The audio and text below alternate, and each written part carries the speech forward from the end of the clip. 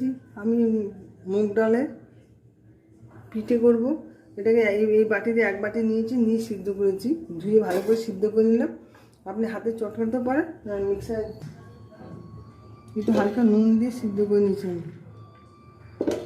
নারকেলটা করেছি। এখন আমি একটু দিয়ে দেবো চিনির মধ্যে, হালকা নেড়ে নেবো, দিয়ে হালকা নাড়িয়ে নেবো চিনিটা।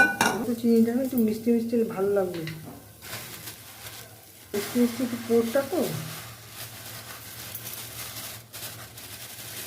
পোরটা একটু মিষ্টি মিষ্টি, একটু মিষ্টি খাম সেরকম করে মিষ্টি দেবে, একটু মিষ্টি ভেতরে পোরটা তো, মিষ্টি না হলে ভালো লাগবে না। একটু নুন দিয়ে দেবো, বেশি হালকা নুন দিয়েছি, আপনার স্বাদ মতো নুনটা দিয়ে দেবেন। এবারে চিনিটা আমি গলিয়ে নেবো,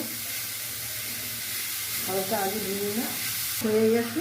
এবার নামিয়ে ফেলছি। চালে গুঁড়ি দিলাম, এটা সিদ্ধ চালে গুঁড়ি দিয়েছি, বা আপনি ময়দাও দিতে পারেন। নুন দেওয়া আছে সিদ্ধতে, এই জন্য আর নুন দেবো না। আমি ভালো করে চটকে নেবো, ভালো করে যেমন আটা ময়দা মাখা সেম করে নেবো। একটু রেস্টে দিয়ে দেবো। না বন্ধু হয়ে গেছে। আমি এবার আপনাদের দেখাচ্ছি। ভালো করে একটু নিই, সুন্দর গন্ধ যাচ্ছে। আপনি ভাবেন নুন দিইনি, কিন্তু নুন সিদ্ধতে দিয়েছি বলে আর নুন দিইনি।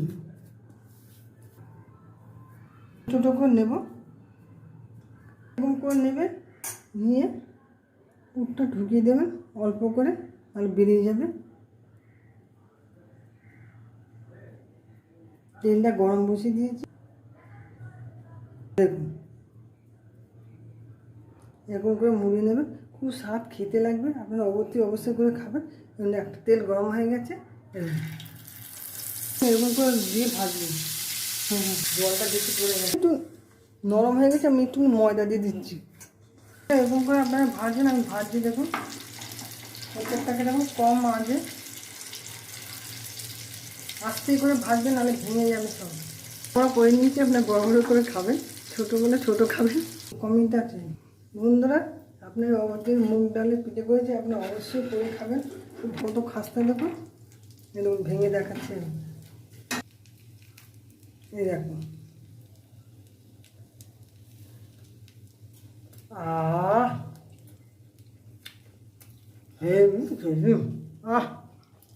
মন ভরে যায়।